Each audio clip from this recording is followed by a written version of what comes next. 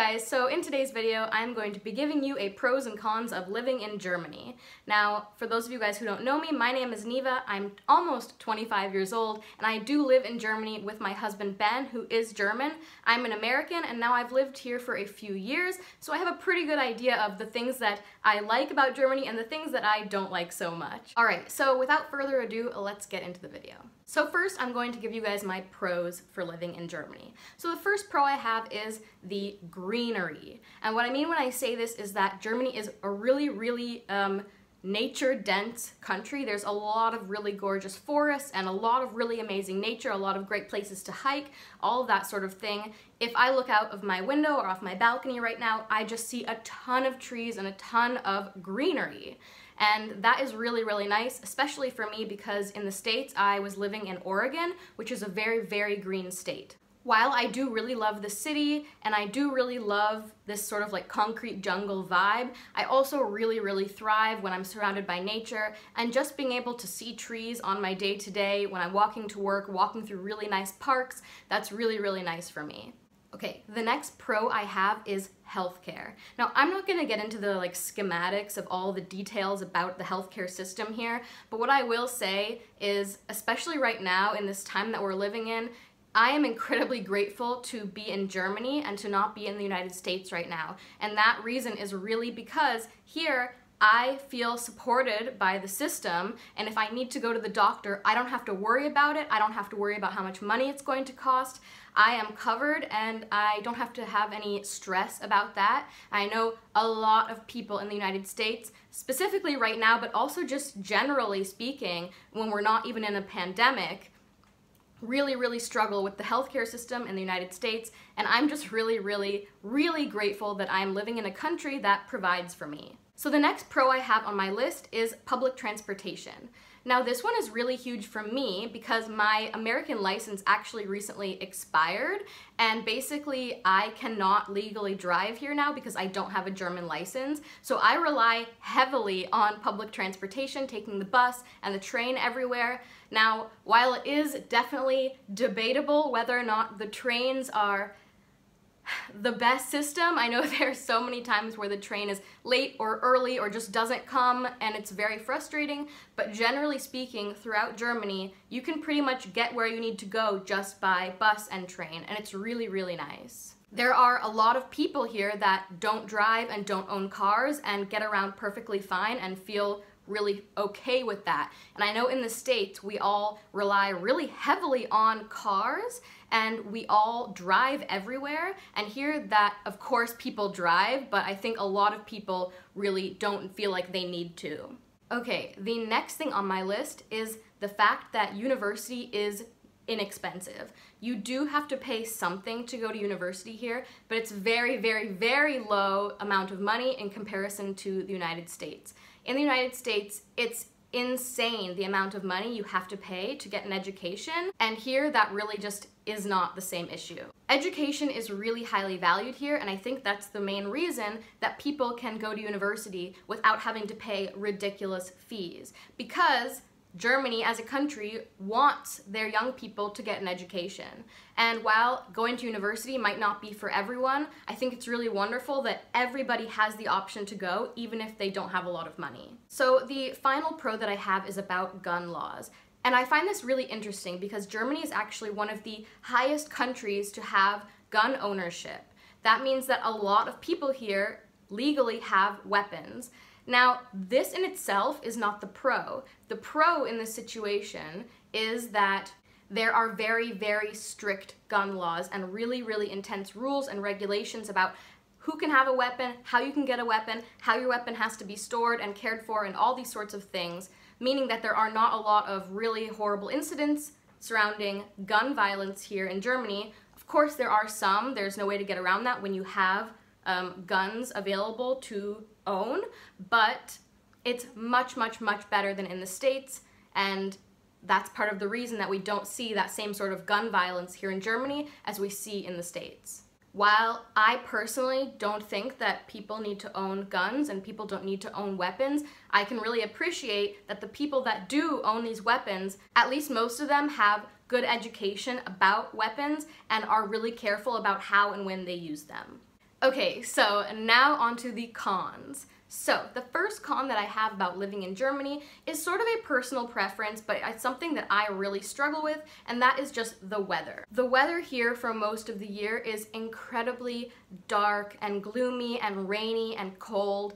And I was born in Los Angeles, so I sort of thrive in a warm climate. So these months of the year are really, really difficult for me. I know that a lot of people suffer from seasonal depression because of this, because there will be like what feels like weeks and weeks where we just don't see sunshine at all, and that is just, for me, really, really difficult. So the next con that I have is about smoking. This, of course, is another sort of personal opinion, but it's something that I find really frustrating, that smoking cigarettes is just incredibly normalized here.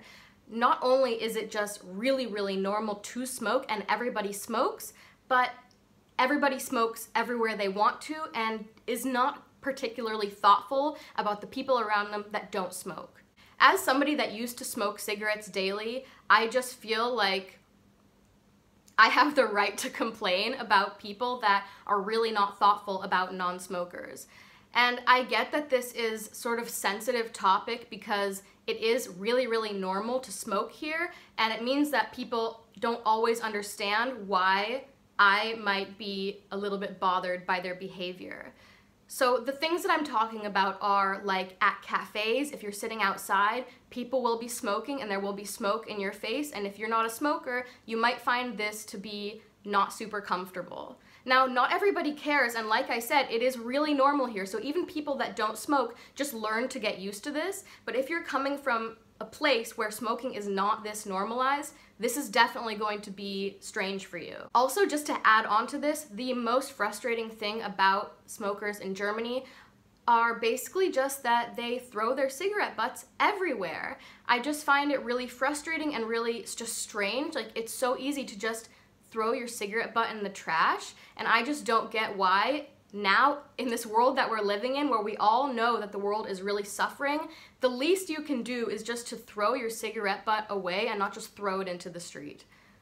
Whatever, I'm sort of being like a little bit maybe over intense about this, but I just find it really frustrating and bothersome. Also, just about smoking, now I know that I'm going a little bit intense about this, but there are huge ads for smoking. Like, it's really, really normal to be at the train station and just see these massive poster ads for smoking, how cool it is and how great it is. And I just find this a little bit like icky, but you know what, that's just my personal opinion.